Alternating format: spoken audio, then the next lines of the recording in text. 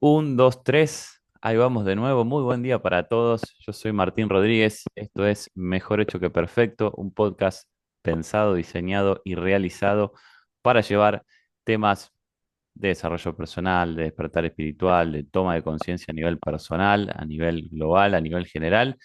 Y bueno, la verdad que hoy súper contento con el invitado que tenemos, que está en este espacio. También muy contento por la forma en la que nos pudimos eh, ir comentando esta ida y vuelta de, che, tengo ganas de que venga, de que participe, y obviamente hubo una pulsión positiva de su parte, así que muy agradecido con él. Él es un referente dentro de lo que es la pedagogía Waldorf nacional, es un acompañante Waldorf, pedagogo, bueno. La verdad que eso quiero que lo cuentes un poquito vos. Él es Carlos Charlie Villegas, un personaje hermoso dentro de la comunidad, dentro de la pedagogía.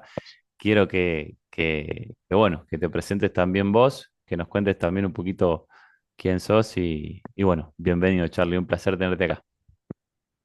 Buen día, Martín. Buen día a todas y todos los que están ahí del otro lado de la colmena virtual escuchando este podcast. Bueno, gracias, Martín, por la introducción. Eh, ¿Qué decirte? Bueno, Carlos Villegas, más conocido como Charlie. Ya no recuerdo desde dónde me vienen diciendo Charlie, pero en algún momento alguien lo dijo y quedó. Nunca me autorreferencié así, pero se ve que queda con ese nombre. Ujú. Así que bueno, ¿quién soy yo ahora en este momento?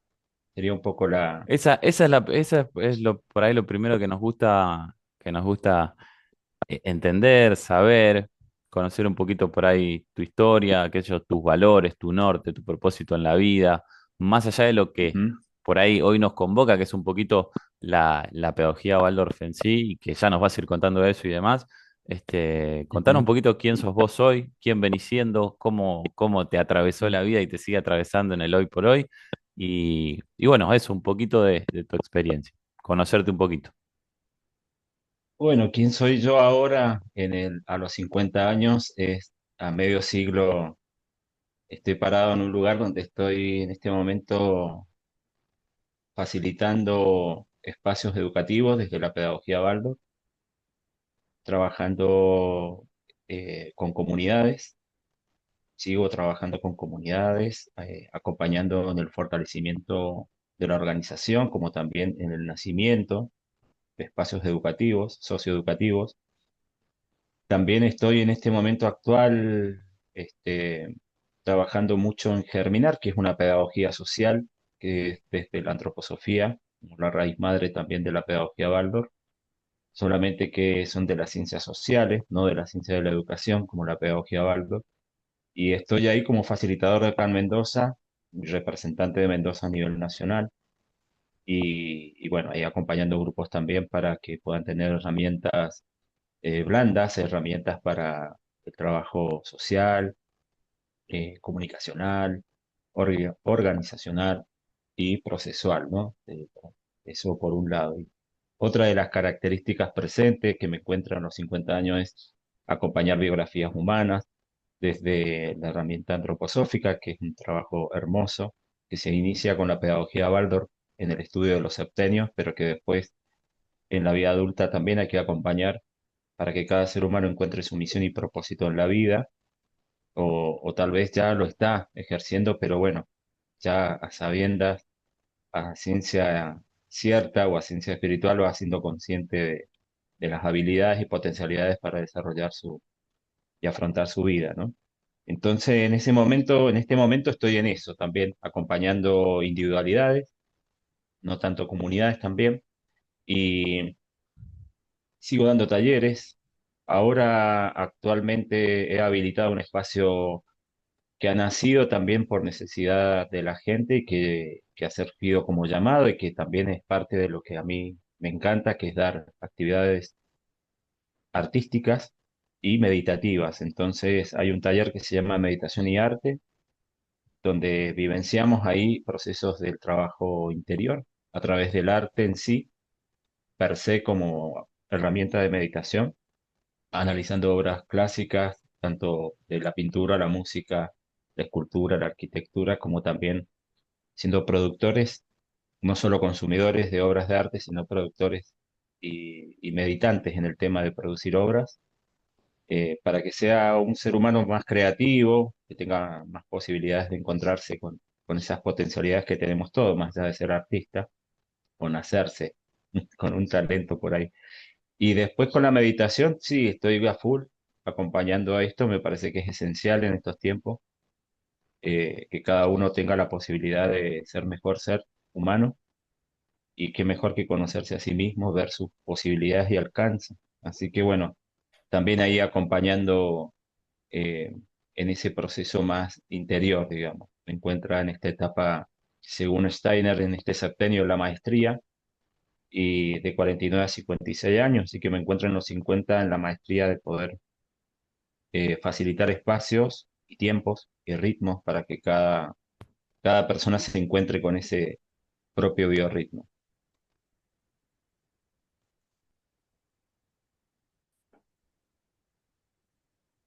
Bueno, Charlie, qué lindo, qué hermoso todo esto que me comentás. La verdad que yo siento que todos estos espacios de creatividad, de conectar con el propósito, los espacios meditativos, los espacios justamente que hacen de que uno realmente pueda ir a buscar ese valor que sé que somos, porque por ahí uno puede, qué sé yo, o en este mundo por ahí mucho más eh, globalizado o mucho más industrializado o mucho más desde algo más 3D, si le querés decir, siento que todo este programa del que ayer hablábamos, ¿no?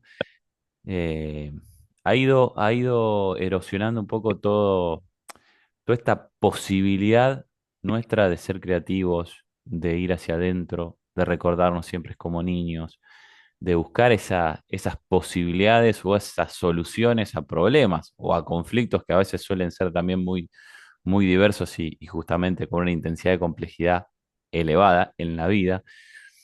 Y la posibilidad de ser creativo, yo creo y entiendo que también es conectar con ese niño, que se da la posibilidad de ver el laberinto desde otro lugar, de reconocer patrones, figuras, movimientos, signos de otra forma, con esa simpleza, con esa, bueno, ahora no me sale la palabra, pero eh, esa sensación, esa pureza, ¿no? Que el niño tiene, así que te agradezco de corazón desde lo personal, sé que en lo comunitario también, por esta entrega, por esta conexión con tu propósito, y un poquito para pasar a lo siguiente, que es creo que el tema que por ahí hoy nos convoca, que es la pedagogía Waldorf en sí, quiero que vos nos cuentes en sí qué es la pedagogía Waldorf y más o menos cuándo arranca, yo a unas pinceladas por ahí históricas, como para entender el marco de la pedagogía, dónde empieza, cuándo y cómo va creciendo. Ujú.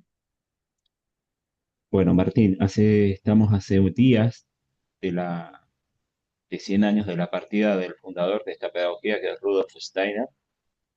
Hace unos 2 días atrás se festejó, se celebró este proceso eh, 100 años de, centenario perdón, las- de la partida, del del fallecimiento de Steiner.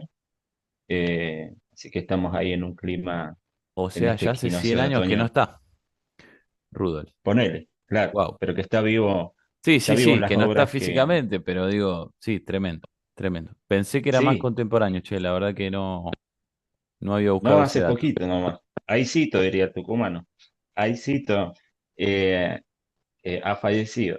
En realidad tiene uno, bueno, la pedagogía tiene más años, obviamente, porque fue en su etapa, cuando estaba vivo, joven, él ya empezó a sacar una de sus obras básicas. Él escribió muy pocos libros de puño y letra, dio más de 6.000 conferencias y hoy en día los libros, digamos, en volúmenes están en mayor cantidad de lo que él ha escrito, pero él tenía una intención de escribir en puño y letra solamente algunos libros que no superan los dedos de las manos, por una cuestión de no generar un, un dogma o algo en torno a lo que él decía. Entonces él sí dejó en puño y letra alguna cuestión. Y uno de los libros es La educación del niño a la luz de la antroposofía, que es el único libro que tiene escrito sobre el tema. Después hay muchas conferencias que él dio sobre las distintas etapas del desarrollo, sobre los niños de los primeros 7 años, de 7 a 14 y demás. Que bueno, fueron en aquel entonces taquigráficamente grabadas, escritas, digamos, y después él revisadas, visadas para que él pudiera darle el ok de su publicación posterior, que se daba en fanzines o en otras formas de comunicación en aquel entonces. Después, bueno, ahora en la actualidad se han editado, las conferencias se han traducido a todos los idiomas y bueno, uno se encuentra con una editorial antroposófica en la Argentina con muchos libros, pero que en realidad él escribió muy pocos, ¿no? Dejó testimonio de una simiente que después las nuevas generaciones fueron desarrollando esa semilla y la fueron multiplicando. Así que a través de frutos de investigaciones y de trabajos, eh, y se decía en aquel entonces que para que algo que se haya creado en la humanidad tenga no solo su simiente y su nacimiento, sino sus frutos, tenía que superar los 100 años, como para decir ya se quedó y se instaló para la posteridad en la humanidad. Y yo creo que después de más de 100 años, la pedagogía Waldorf ha dado testimonio en distintos países, con distintas culturas, con distintos niveles socioeconómicos, con distintas situaciones. Han estado proscriptadas por la guerra en Alemania, en la Segunda Guerra Mundial, después en la Argentina con las épocas de proceso de cívico-militar, también, digamos, pudieron continuar su proceso sin ser cerradas. Bueno, pudo sobrevivir a distintas épocas y también dar testimonio a cada etapa, digamos, en la década del 40, 50, del 70, del 70, hasta el 2000 y 2000, ahora 2025, dar ciencia acierta, porque estamos hablando de la ciencia de la educación y cómo acompañar a las infancias en su desarrollo. Entonces es algo que uno dice, es una pedagogía vieja de hace 100 años, ¿que nos puede enseñar de nuevo? Y en realidad se ha ido, este, de alguna manera, como es algo vivo, se ha ido no solo multiplicando, sino transformando según las infancias que iban llegando a la Tierra, ¿no? Yo creo que los educadores son los grandes artífices, las educadoras, de mantener viva esta herramienta porque las nuevas generaciones plantean el cómo yo tengo que acompañarlas. No es que es una pedagogía que yo ya sé cómo tengo que enseñarles, sino que al contrario, nos habilita a los educadores a ser contemplativos, a ser autoobservantes de estas leyes espirituales que configuran con las leyes físicas y de alguna manera podemos ver un niño en cierne con ciertos patrones de crecimiento y demás que están hoy ya atestiguados por la medicina, pero que en aquel entonces, sin aparatos electrónicos y demás, Steiner ya hablaba de leyes espirituales que generaban una cronobiología en el crecimiento humano. Cada 7 años el ser humano va creciendo y va desarrollando sistemas, renovando las células. Hoy la medicina lo atestigua, pero en aquel entonces era una cuestión de creer y también de tener una cierta fe a ciertas fuerzas que uno no ve, que él de alguna manera traía como evidencia, como una persona que podía ver más allá de lo evidente, dirían los dibujitos Thundercat, y tenía esta posibilidad de poder captar esencialidades, ¿no? Entonces, yo creo que esta herramienta que nos da Steiner en la pedagogía Waldorf es una herramienta profunda que no solo acata la observación física del desarrollo de un ser en crecimiento, sino también en su lado anímico, ¿sí? Ver qué inteligencia va teniendo a nivel emocional, cómo podemos ir acompañando también, y el plus que tiene con las demás ciencias de la educación, que tiene como esto que no tiene techo, es que nos da una ciencia espiritual que nos permite ver lo espiritual en cada niño y en cada niña.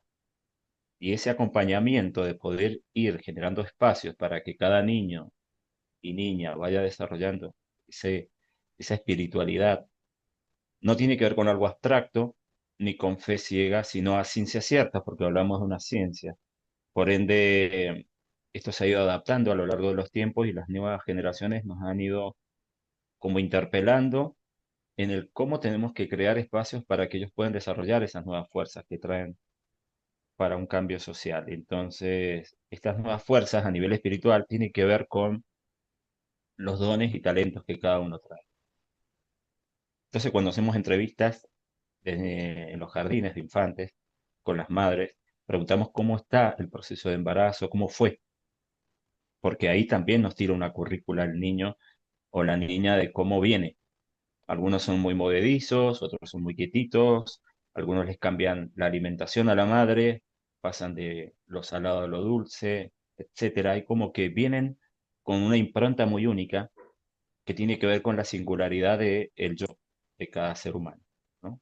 Un yo que es diferente a un otro, inclusive siendo gemelos que nacen en el mismo proceso de embarazo, el mismo espacio, y luego nacen en un mismo espacio familiar y contextual, cultural, y sin embargo cada yoidad se expresa de manera totalmente diferente a la otra, y respetar esa identidad individual, no solo respetar esa individualidad, sino el potencial que trae esa individualidad, es lo espiritual. Por ende, esto es lo que tiene de maravilloso la pedagogía Waldorf, que es una herramienta que puede observar la vida desde la vida y siempre va a estar en cambio y en movimiento, permanente cambio y movimiento. Por eso estamos hablando de más de 100 años, pero sigue vigente porque estamos atentos los educadores en un trabajo interior para no ser personales frente a esa mirada y tener una contemplación de aquello que viene a mi encuentro, de qué manera yo puedo ser facilitador de espacios y crear de manera saludable lo mejor que ese ser individual necesita, no lo que yo creo que es lo mejor para él, porque lo que yo creo que es mejor para él viene de mi matriz, pero aquel otro ser tal vez no, porque es diferente a mí, es una yoidad distinta, entonces respetamos, renunciamos a nuestra personalidad y creamos espacios para facilitarle, así ellos puedan ir. Ahora, cuando tenemos un aula con numerosas infancias, de más de 20, bueno, es un arte pedagógico porque no hay un método que nos permita decir, bueno, esto se tira para todos por igual. Es un trabajo donde la planificación del educador tiene un plus diferente a la planificación tradicional de cualquier educador común que planifica para la totalidad. Nosotros tenemos que ir como viendo en lo general lo sustantivo y poder ir creando las maneras de ir colaborando con esa yoidad, ¿no? Con esa voz que se quiere expresar en el mundo nueva, con esa inteligencia o múltiples inteligencias que quieren ir viendo. Así que el educador no solo es maestro de grado o es educadora a nivel inicial, egresada de las escuelas tradicionales o de los magisterios tradicionales, sino que además tiene que hacer una actividad artística con sí mismo misma para ser creadora, permanente, plástica, flexible y entrar al mundo de la belleza que tiene el arte y darle esa belleza a la ciencia de la educación. Y luego el plus tercero de tener una mirada contemplativa espiritual de aquello que viene a mi encuentro, pero yo solo puedo ver aquello si lo veo en mí o intento verlo en mí.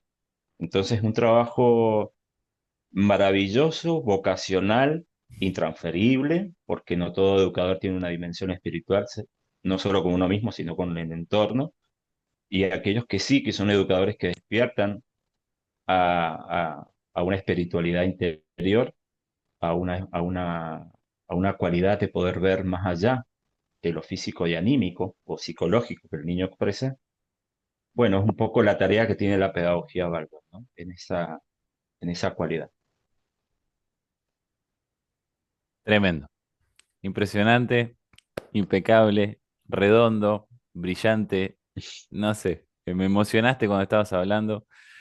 La verdad que sí, que es todo eso que vos decís, porque, bueno, en nuestro caso hemos tenido la posibilidad, digamos, de pararnos desde los distintos lugares, ni hablar desde uno en lo que era una educación tradicional, en la que me he educado, por ejemplo, personalmente. Y acá aprovecho para dejar algo que ojalá sirva como semilla, porque la idea de por ahí de este espacio de compartir es un poco sembrar la posibilidad de empezar a cuestionar, ¿no? En mi caso, yo siempre fui un tipo muy autoexigente y muy perfeccionista, pero también muy rebelde. Y, y viene muy al caso que por ahí diga esto, porque mi forma, digamos, yo no podía dejar de ir a la escuela, no podía incumplir con esa situación que se daba de que el niño tenía que ir a la escuela, tenía que rendir y tenía que aprobar ciertas materias. La manera que yo tenía, digamos, o que en mi personalidad y en mi programa encontré, fue salir primero. ¿Y en en qué radicó esto? Y bueno, en que trataba de hacer todo lo bien que me decía el sistema, digamos, tener la famosa buena conducta en otro tipo de ámbito, ¿no? Pero ser el mejor que podía ser para lo que el sistema me pedía, para que cuando llegara diciembre, o quizá incluso antes, yo ya estaba afuera del sistema. Y eso fue como algo bastante, digamos, subyacente a mi conciencia, a mi entendimiento en ese momento de cómo estaba transitando ese espacio que era el pedagógico, el del aprendizaje o el de la contención, que todo esto sí lo aporta la pedagogía Waldorf. Y ahora voy a entrar ahí. No era una entrevista para mí, pero siento que esto lo tengo que decir. Entonces, mi posibilidad de salir de esa situación sistémica que yo sentía que me oprimía, porque cuando tenía que entrar, digamos, al aula después del patio, sonaba un timbre así como para que se escuchaba a 2 cuadras, aunque vos estabas en el patio a 20 metros, ¿no? O sea, era más o menos como tener a un monstruo gritándote en la oreja, y que yo sé que hoy sigue siendo igual porque hasta hace no muy poco nuestro hijo mayor todavía iba a una pedagogía tradicional, digamos, y todo ese mecanismo y toda esa estructura y todas esas reglas y todo ese, digamos, circuito que propone, ¿no? Esta imperatividad, esta bajada de regla, este no cuestionar, este ir quemando, ir fundiendo esa creatividad, pero fundiendo para agotarla, para que no exista y para que no tenga esa posibilidad de cuestionar. Sucede que plena pandemia nos empezamos a cuestionar cosas y vimos la posibilidad que se había gestado en un momento de que los chicos empezaran en lo que hoy es nuestra hermosa y gloriosa escuela Verde Chañar, que es autogestiva y que es hermosa y que todos están invitados por lo menos a revisar las redes y a entender de qué se trata la propuesta y a llevar a nuestro hijo más chico a que empezara el jardín.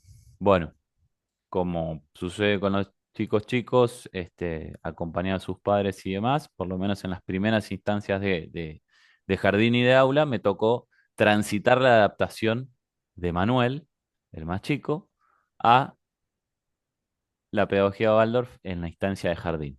Bueno, quiero decir que es una de las experiencias,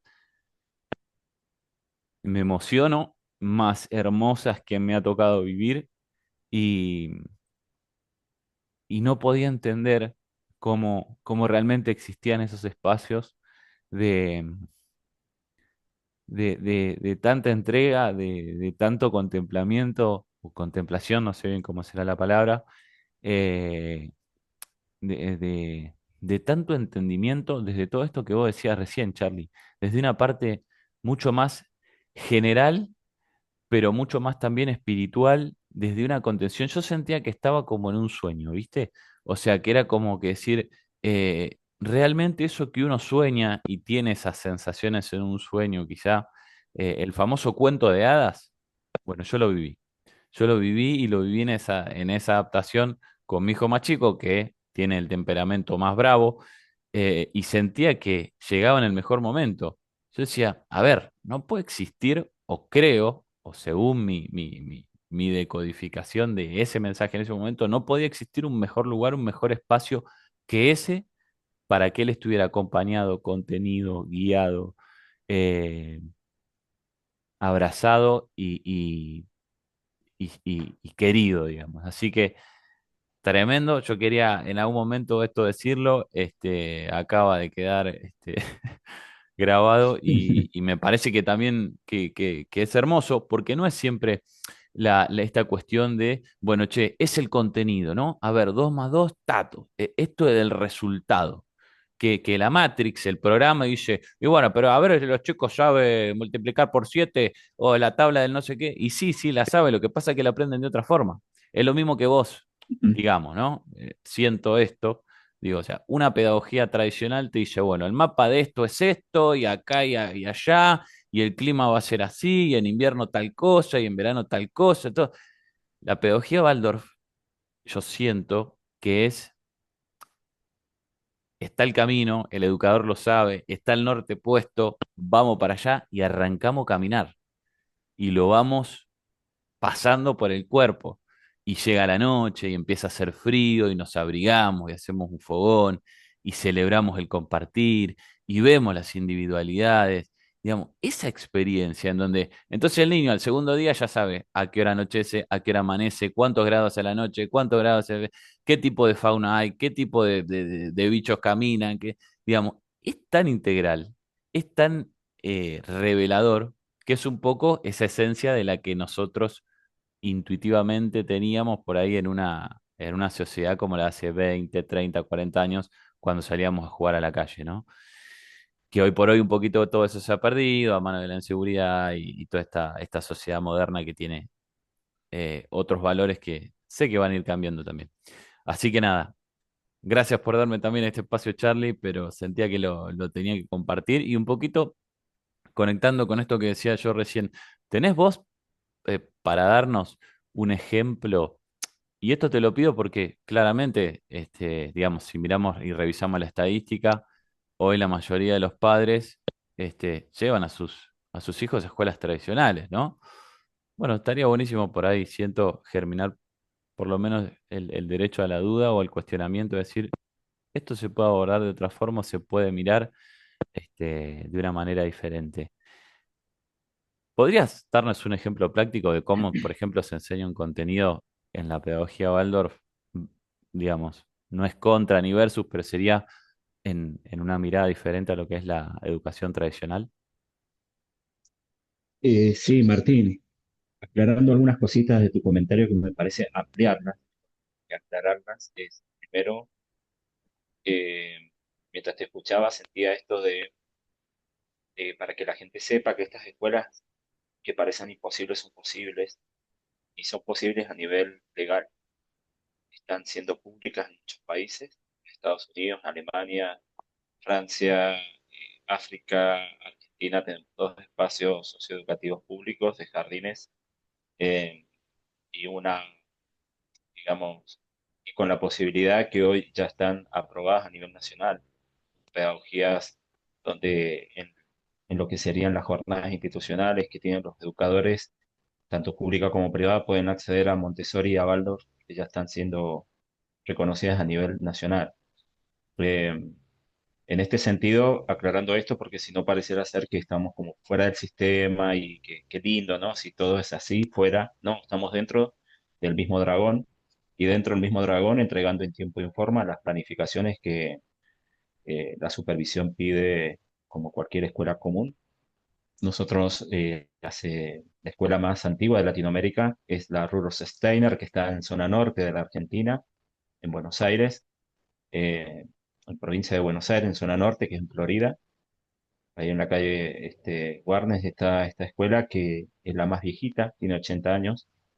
Y de alguna manera nosotros, si hay alguna escuela Waldorf que no está siendo oficializada por la DGE en su provincia o lugar, es porque no hay voluntad política en el lugar, pero ya a nivel nacional esto está públicamente aprobado y, y están entregando en tiempo y forma lo que la DGE pide. Obviamente el tema está en la currícula culta o en el PEI, que es el proyecto educativo, en el cómo damos los contenidos. Y ahí entro a tu siguiente pregunta con respecto al cómo hacen, ¿no? ¿Cómo pueden dar estos contenidos que no solo es para el entendimiento, sino para la posibilidad de que puedan comprender, que ahí está el salto cualitativo que tienen este tipo de espacios educativos, porque no solo el niño entiende que 2 más 2 son 4, sino que lo comprende. ¿Cuándo lo comprende? Cuando lo vivencia. ¿Y con qué herramientas se puede vivenciar un contenido tan abstracto como las matemáticas y a través del arte? Entonces tenemos la herramienta artística, por eso el educador tiene que tener un trabajo permanente consigo mismo, porque es la etapa donde nos va a permitir sentir, desarrollar esa otra inteligencia que tenemos todos los seres humanos, que es la inteligencia emocional. No solo es educación bancaria, que es dar contenidos permanentes al entendimiento, sino también el comprender no solo aprender, sino aprender con H de aprehensión, de eso, hacer lo propio, y de cuando una vez que lo hace propio, a través de una actividad artística, estas matemáticas, lo puede devolver al mundo de manera sustantiva, ¿no?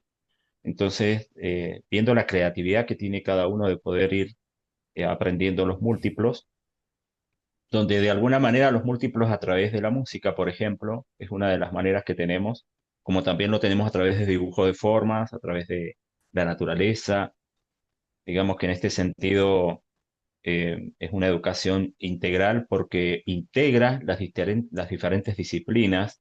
No es que la matemática no tiene nada que ver con la música o no tiene nada que ver con biología, con historia, sino que todo se relaciona, hay un hilo conductor y es porque el educador tiene una mirada espiritual y cuando hablamos de lo espiritual hablamos de lo esencial que hay en todo lo creado y es que está todo conectado.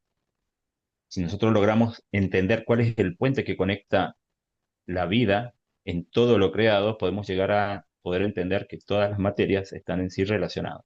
Obviamente que hay educadores de escuelas públicas tradicionales sin tener la pedagogía Waldorf que intuyen que hay algo sistémico, que hay algo que amplía, que se une. Entonces ya están trabajando en gabinetes con, eh, con las áreas especiales como música, pintura, y tratan de tener un diálogo en la planificación en común.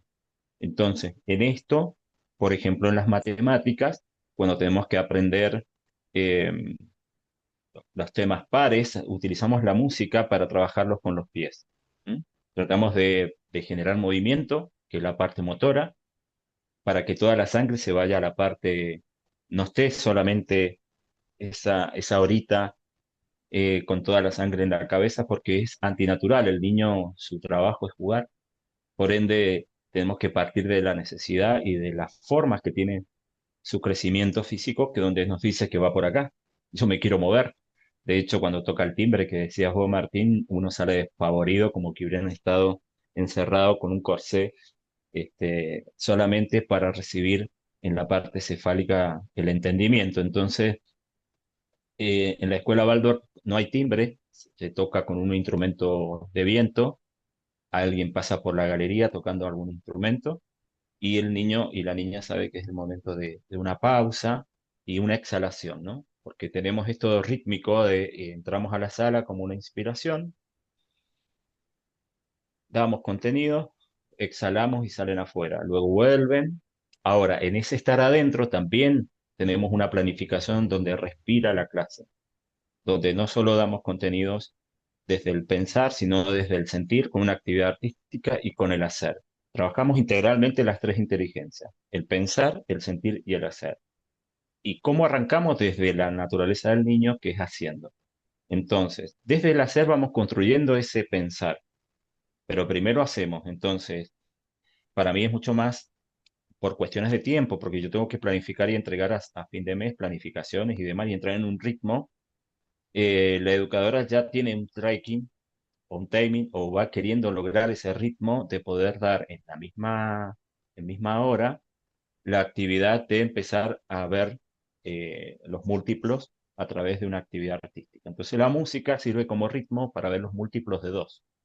Entonces los niños van en ronda, en círculo, como si fuera una danza circular, giran hacia su izquierda, uno detrás del otro, y van como ejerciendo los múltiplos de dos, van siendo uno, dos, y van haciendo palmas en los múltiplos de dos. Entonces, uno, dos, 3, 4, 5, 6, 7, 8, 9, 10 y así.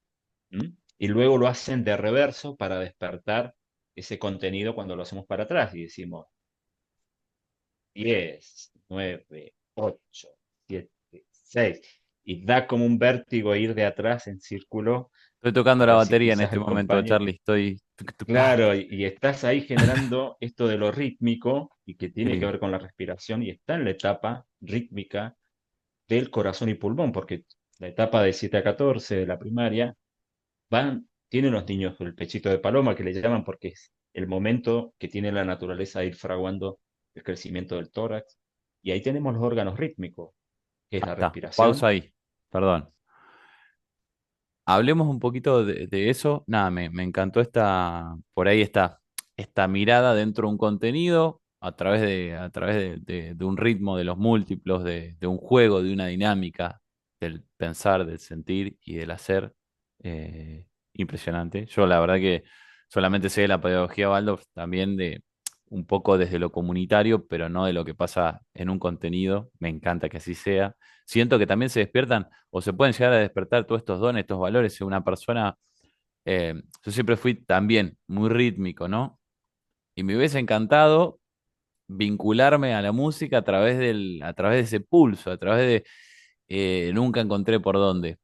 Quizás no esté o no sea tarde, ¿no? Seguramente. Y bueno, ahí hablabas esto del niño del 0 a los 7, del 7 a los 14. Contame un poquito, porfa, ahí qué son los septenios. Dibuje, maestro. Bueno, ahí un poquito entramos en tema. Para cerrar un poco la idea anterior, ese trabajo de despertar la voluntad a través del ritmo, donde damos la música y lo lúdico acompañan en su lenguaje, que es divertido y da humor, da alegría de aprender. Luego viene el sentir, donde hacemos una actividad donde ellos plasman ese múltiplo a través de un mandala que está reflejado en una flor, porque cada planta tiene un múltiplo, entonces lo ven reflejado en la naturaleza y hay ciencias en la parte de biología y demás. Y luego lo pasamos al pensar, que es abstracción del número, ¿no? Ahí 2 por 2 son 4. Recién pasamos ahí, ¿no? Y ahí el niño comprende el 2 por 2 es 4 en un volumen que tiene que ver con un sentir que está relacionado con la naturaleza y el cosmos y también la voluntad donde el niño encarna estos contenidos ahí. Pero estos contenidos se dan en un desarrollo paulatino, no es algo que puedan aprender los chicos de 5 años o alfabetizados tempranamente, sino que es algo que se va dando por etapas de desarrollo. Y Steiner aquí nos da una mirada sobre las leyes que hay en la naturaleza, en la antroposofía, que antroposofía significa sabiduría del ser humano, el conocimiento de uno mismo. A nosotros está objetivado todo lo que las leyes en la naturaleza y en el cosmos está. Somos un espejo, un microcosmos caminando cada uno. Entonces, leerse es leer el mapa. Y el mapa es que cada ser humano tiene una cronobiología. Cronos viene de tiempo y un tiempo biológico donde el ser humano comparte con cualquier ser humano del mundo el mismo tiempo. Ese tiempo biológico es cada 7 años, es septenario. ¿Mm? Cada especie de planta o cada animal tiene un ritmo de crecimiento distinto según la especie, pero en el ser humano todos compartimos una cronobiología de ir creciendo cada 7 años. Aproximadamente cada 7 porque algunos son más precoces, pueden hacer el proceso de cambio antes de los 7 a los 6 y otro de 7 yendo hacia los 8. Pero en esa variable siempre está. Entonces, estos cambios no solo físicos y hormonales, que van desarrollando etapas. ¿Etapas para qué? Para diseñar en la naturaleza los sistemas.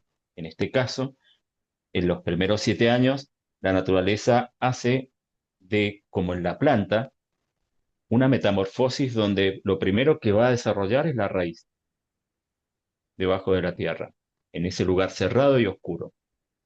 Y luego la parte troncal como segunda etapa y tercera etapa, la floración, donde vienen los frutos. Bueno, en el ser humano a nivel físico el crecimiento se da también por tres grandes etapas. Los primeros 7 años es la cabeza, de 7 a 14 la parte del tronco, como si fuera la parte verde de las hojas en la planta, y en la adolescencia todo se abre con un arco de crecimiento en el metabolismo hasta los 21 años. Entonces, la primera etapa neurosensorial, obviamente el niño pura cabeza, ustedes ven a los niños pequeños, son pura cabeza y extremidades chiquitas, luego van creciendo en el tórax de 7 a 14 y el adolescente crece las extremidades y el metabolismo. Y en ese crecimiento los contenidos se van acompañando según la naturaleza humana. Por eso a veces nos tildan de que somos muy conductores en la enseñanza, vamos ahí, porque lo miran desde afuera, pero en realidad no es que nosotros lo que hacemos es acompañar la danza que tiene la naturaleza y no dar contenidos antes de tiempo cuando no es el momento. Y lo hago el ejemplo con el tema de la agricultura. El agricultor dinamiza el suelo para que esté vivo, genera un compost y genera el espacio, como hacemos los educadores, dinamizamos el lugar para que ese ser que es esa semilla, que es pura cabeza, es lo más cerrado, se compara con la parte cerrada de abajo de la tierra y pueda generar este proceso neurosensorial e ir creciendo de la mejor manera. Obviamente que es muy similar a la raíz. Si la raíz ustedes la analizan, tienen como unas nervaduras muy similares al sistema nervioso, que es justamente lo que está conformando esa primera etapa. Y así como el agricultor va a dar agua y va a dar nutrientes junto con las sales de la tierra para que eso pueda crecer bien fuerte, nosotros facilitamos espacios para que de los contenidos que se dan en el jardín se puedan de alguna manera nutrir esa raíz o ese sistema neurosensorial.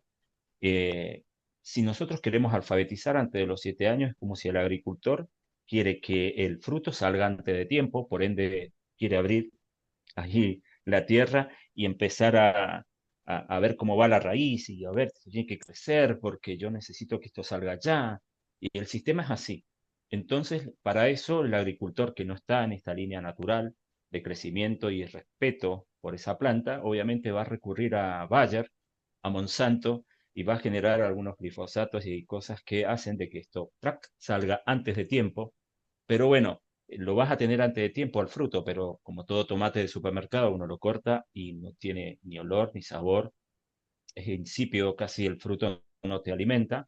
Y un poco el sistema hace esto con los seres humanos que terminan yendo a una carrera, se reciben, pero están vacíos y, Es digamos, contenido, el en famoso sus vacío contenidos. existencial.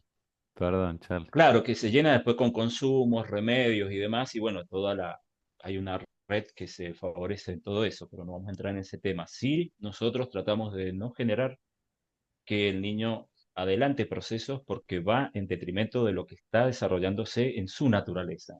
Esto lo hablamos mucho con los más padres para que las ansiedades frente a un sistema que les dice, che, ¿cómo van? Ya deberían estar sabiendo escribir su nombre o muchas cosas que en otros jardines ya se alfabetiza muy tempranamente, a tal punto que hay currícula hoy en maternal, que antes no existía.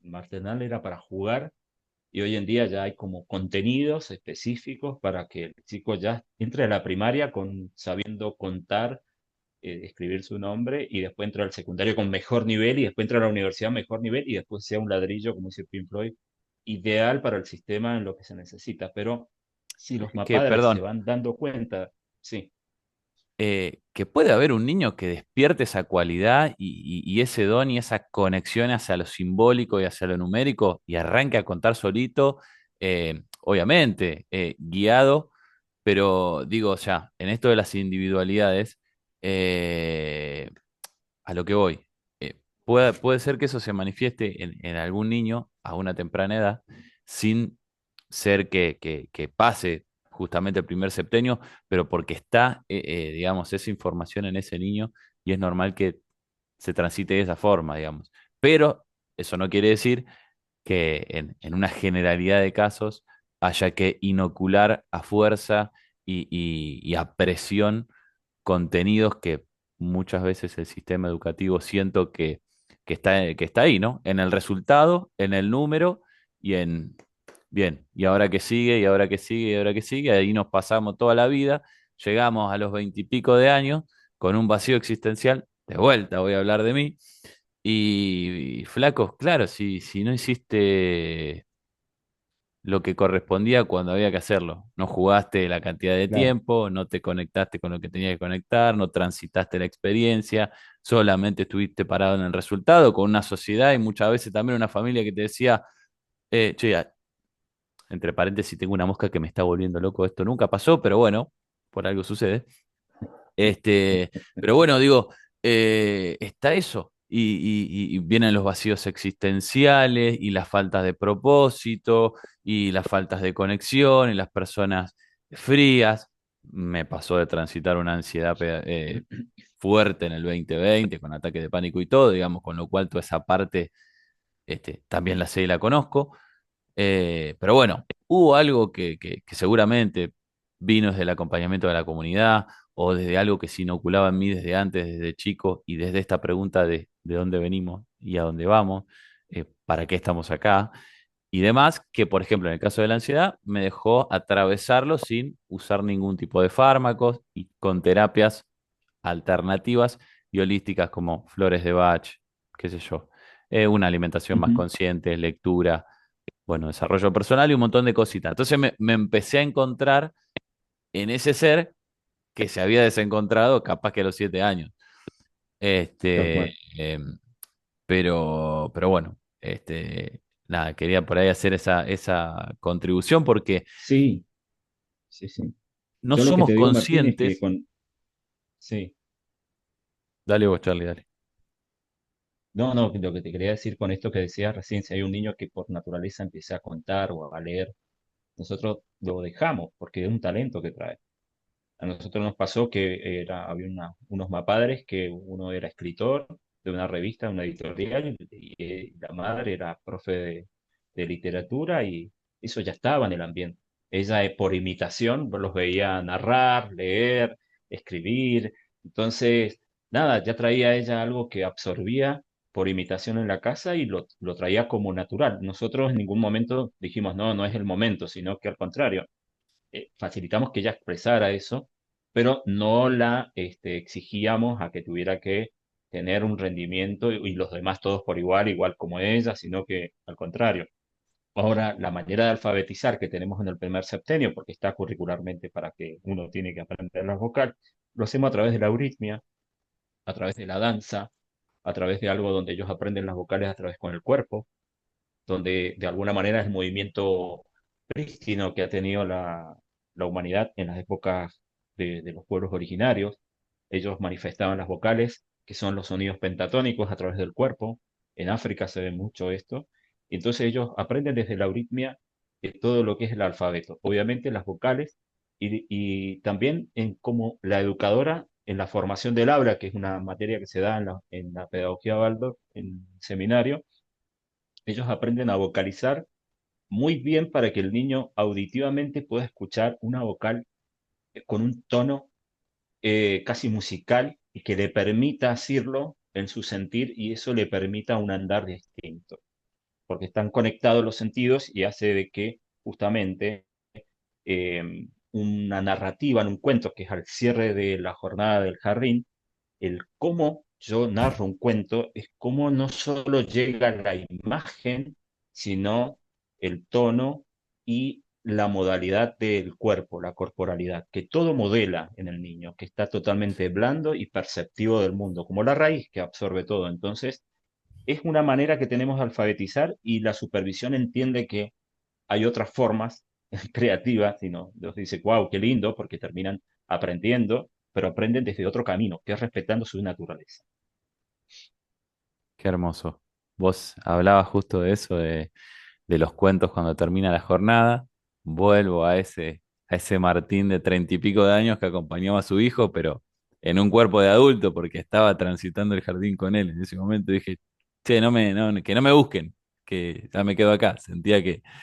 Sentía que lo tenía que vivir.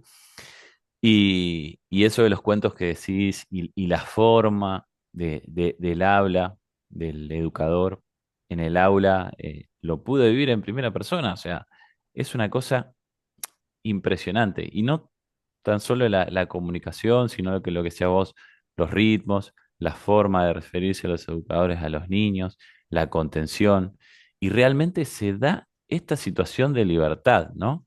Esta situación de libertad donde el niño entiende el mensaje, lo incorpora, lo asocia, lo estoy diciendo con mis palabras, ¿sí? Pero va por ahí, digamos. Yo he tenido en la vida muchos animales y el más doméstico que he tenido normalmente siempre fueron perros. Y he tenido perros que se escapaban. O he conocido gente, en realidad yo no he tenido perros que se escapaban, pero he conocido gente que tenía perros que se escapaban. ¿Y por qué el perro se escapa? Bueno, pues el perro se escapa porque está huyendo de una realidad que le incomoda, que no le gusta, y capaz que después piensa volver y vuelve, pero digo, la libertad es esa libertad de que cuando el otro, teniendo la posibilidad de irse, se queda, es porque prefiere, es porque elige, es porque está valorando ese espacio y demás. Toda esta analogía es para llegar a esa instancia en donde los niños escuchan, oyen, limitan su grito, ¿no? O su voracidad de niño para prestar atención, para compartir con el que tienen al lado, para conectar con esa actividad, con ese ritmo, con lo que se propone. El docente hablando con este vocabulario que vos decís, digamos, realmente lo pude vivir. Y desde ese momento que dije, wow, o sea, si esto es lo más parecido a un sueño, hagamos que esto dure todo lo que se pueda y en ese proceso estamos, ¿no? Tal Un cual, desafío tal cual. hermoso de la Fíjate, comunidad. sí, fíjate esto, Martín, de lo que vos estabas diciendo, yo tejiendo con lo que estás ahí narrando. La educación Baldor es educar hacia la libertad. Y libertad significa responsabilidad, no libertinaje. No es que el niño hace lo que se le da la gana. Ah, en esa escuela son todos hippies, entonces van, vienen, entran cuando quieren. No, no. Acá hay como ciertos hábitos y ritmos que le generamos al niño del primer septenio para que el mundo sea bueno, confiable, para que esa entrega que tiene con simpatía pueda ser abrazada por un cuenco que se le genera, con un manto, con algo que nosotros tratamos de cuidar, para que los sentidos no sean atrofiados por la musicalidad fuerte del adulto, la luz fuerte artificial de donde están y muchas cosas que tratamos en media jornada de dar aquello que el mundo no le da. En la alimentación también, totalmente vegetariana y conectada con los planetas. El lunes es el arroz, el martes tiene otro cuasi cereal y así todos los días le damos un complemento donde también la alimentación habla de la persona que va a ser. Entonces, cuando un ser va creciendo por etapas, el mundo es bueno y confiable, va desarrollándose en su parte cefálica la posibilidad de hacer sinapsis de manera orgánica, porque hacemos muchas actividades motrices porque la posibilidad de que él pueda pensar por sí mismo en esto de educar hacia la libertad tiene que ver con la posibilidad de juego, la libertad de juego. Y en esa posibilidad de juegos nosotros apenas generamos algunos gestos donde podemos decir Paco, Peco, pica, poco, poco, pica, Paco, Peco. Y lo vamos acelerando, Paco, Peco, pica, poco, poco, pica, Paco, Peco. Y al niño le encanta el juego de acelerar y desacelerar. Y con esta actividad con una dinámica donde también está el habla, el niño va generando con las células sensitivas y las cognitivas una cualidad donde naturalmente se va como encendiendo y patrocinando lo que ya trae, que es la fantasía creadora. Esa cualidad que el niño de alguna manera va aprendiendo con la motricidad gruesa y con la motricidad fina, le habilita el habla para hablar en vocales y consonantes, y en el habla luego un pensar una fantasía propia. Esa creatividad, después en el segundo septenio, cuando damos los contenidos por grado, ¿no? También los damos a través de desde el hacer, el sentir y el pensar, pero ya no desde lo bueno solamente, sino desde lo bello, porque ya no, el niño de la primaria no necesita imitar, sino que la educadora sea una autoridad amada. Cuando hablamos de autoridad, a diferencia del autoritarismo, que te quedas acá, no vas a salir, y esto es lo que se baja, y si no, quedas fuera, no. Acá tratamos de que la persona, en este caso la educadora, trate de ser una persona amorosa, ecuánime, no que tome diferencias por alguno o por otros, porque algunos aprueban y otros no, sino que sea una persona que sea amorosa ante la diversidad que tiene un aula, que hay chicos que tienen madurativamente, son más rápidos y otros son más lentos para adquirir los conocimientos, aparecen los temperamentos, tener en cuenta esos ritmos que cada uno tiene. Bueno, todo eso hace de que el niño vivencie como dije recién, esos contenidos y el mundo ya no le es solo bueno y confiable, sino que es bello, porque realmente está conectado con la naturaleza y está conectado con la creación, que la creación de crear propiamente las formas de ritmos propios y demás con los contenidos que se van dando. Y en el tercer septenio, en la adolescencia, ya no es ni bueno ni bello, ya el adolescente está creciendo en su metabolismo, en sus huesos, en la sangre, está ahí abajo con la ley de la gravedad, le pesa todo, se tiene que mover, hay que como generar actividades para que esas fuerzas del yo vuelvan a incorporarse al juicio propio y al juicio crítico. En este caso, de que cada adolescente, que si bien es grupal, como tribu, como son los jóvenes, pueda cada uno tener una mirada sustantiva, que no se olvide ese yo de esa cualidad prístina que trae y de ese talento. Entonces, sí hacemos dinámicas en la adolescencia, en los secundarios, de que cada uno aporta su talento en el trabajo social. Es decir, yo aporto esta habilidad y uno va viendo que el otro tiene otro, entonces se van juntando para hacer las tareas y demás. Pero también está este juicio propio de poder ver la realidad de manera científica.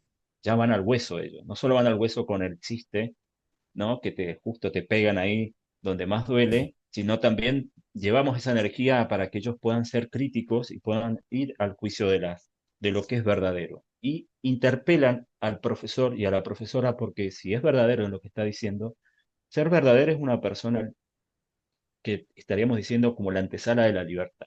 Es una persona que piensa, siente y hace en consecuencia. Se llama coherencia, coherencia ante una habilidad que tiene y lo entrega al mundo como servicio. Y una persona libre es una persona cuya misión en la tierra viene a dar esos talentos y vive de eso, porque de alguna manera no solo le da alegría dar lo que uno tiene como cualidad y habilidad, sino que ve que el otro también le sirve y le pone contento. Entonces ahí se cierran las sinergias a nivel social de que lo verdadero tiene que ver con un factor empático, social y libre. Entonces los adolescentes sí siguen a ese referente, por eso se ponen la remera de su ídolo o su ídola, porque ven que están haciendo lo que les gusta, porque son coherentes en su pensar, sentir y en el hacer, y porque eso que brindan a ellos les encanta y a su vez quieren ser como ellos. Entonces, ¿qué mejor que generar héroes, entre comillas, o gente verdadera en la vida real, en la vida concreta, cotidiana, con profes ahí, no con ídolos que por ahí sube el sistema como grandes referentes solamente? Entonces, obviamente que esto que decías vos, Martín, de encontrarte en la vida adulta, ellos, sin, donde tenés que vos empezar a hacerte las herramientas que no tuviste en las primeras etapas de desarrollo, obviamente que este niño, ya siendo joven y yendo hacia ser adulto, tiene más herramientas, no solo en el pensar por contenidos que vivió desde jardín, primaria y secundaria, sino tiene muchos contenidos desarrollados en la inteligencia emocional, por ende tiene habilidades blandas para interactuar en lo social y crear y modelar.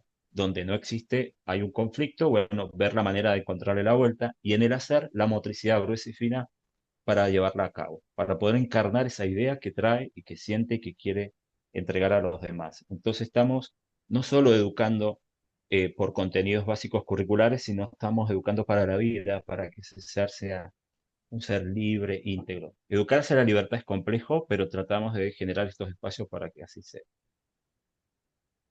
Qué hermoso, Charlie. Impresionante. Nada.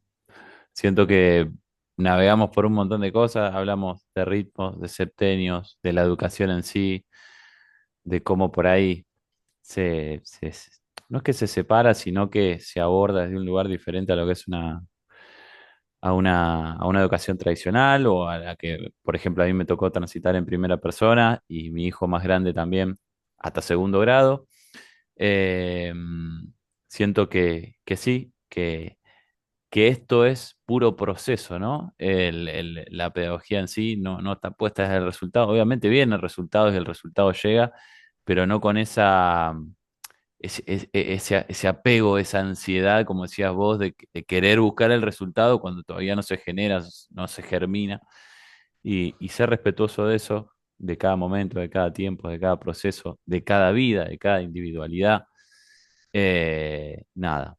También siento que, como me dice un amigo que vive en España y que tiene a sus hijos en una pedagogía Waldorf, me dice, Seguramente Steiner cuando diseñó o desarrolló o ideó la escuela Waldorf hizo más una escuela para padres que para niños. Quizá uno desde su paternalidad siente que es atravesado y que es tocado por eso que Steiner siento que vino también un poco a dejar, que es esa conciencia también en los padres, el respeto por los procesos, por los niños, por entender que el educador está realmente en un camino de propósito, poniendo mucho más que puramente conocimientos eh, teóricos o cuestiones duras de una enseñanza, sino está entregado en cuerpo, alma y mente a a ese proyecto, a ese propósito, y eso se ve, se siente y se nota, o por lo menos yo lo veo, lo siento, lo noto y lo celebro en nuestra comunidad muchísimo. Obviamente, es como todo. Hay cosas para mejorar, sí. Hay cosas para rever, sí. Hay cosas para celebrar también un montón. En este caso, bueno, nuestra comunidad ha crecido y este año tocó cambiar de edificio con justamente el desafío y por ahí las cuestiones que eso lleva, pero se aborda desde un lugar de muchísimo respeto, de muchísima eh, comunicación, cada uno aportando, como decías vos, también en esta parte de los padres, con las comisiones, desde donde le toca y desde donde siente y puede eh, dejar una impronta un poco más consistente. Así que nada, siento que es hermoso y también te quiero agradecer, Charlie, por este momento. Te pido para esta instancia que a la gente que vea el podcast, que lo escuche, que nos comente ahí en los comentarios de YouTube con una frase que vos vas a decir ahora, que obviamente seguramente tenga sentido o no. Fíjate vos si querés que sea una palabra o una frase.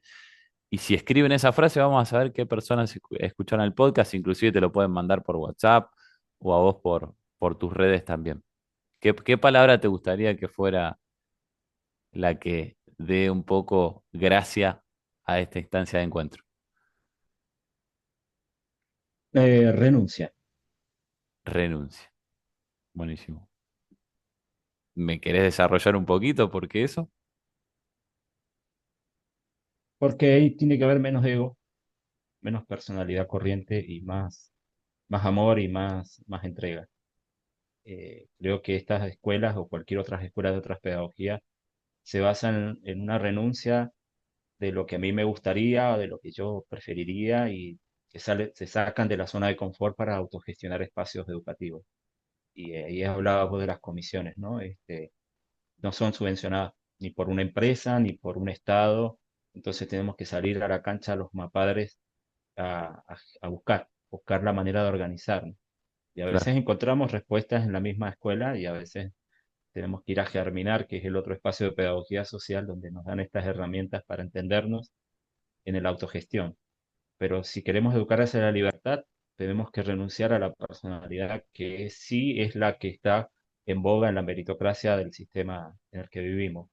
Esto es contracultural, entonces tenemos que renunciar a ese ego casi narcisista, ya diría con trastorno de la personalidad que vanagloria justamente los éxitos personales en detrimento de los demás. En este caso, renuncia sería para mí la palabra para dejar de ser ese ego, ese egoísmo, el ego siempre tiene que estar, ese egoísmo, esa exacerbación de sí mismo y estar un poco más al servicio.